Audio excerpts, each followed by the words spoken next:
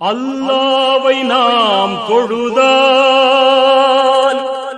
சுகம் எல்லாமே ஓடி வரும். அந்த வல்லோனை நினைத்திருந்தால்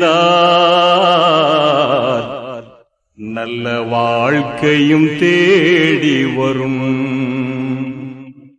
அல்லாவை நாம் தொழுதால் சுகம் எல்லாமே ஓடி வரும்.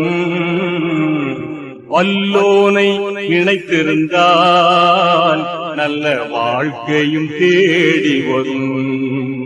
நல்ல வாழ்க்கையும் தேடி வரும். அல்லாவை நாம் தொழுதால் பள்ளிகள் பல இருந்தும் பாங்கோசை கேட்ட பின்பும்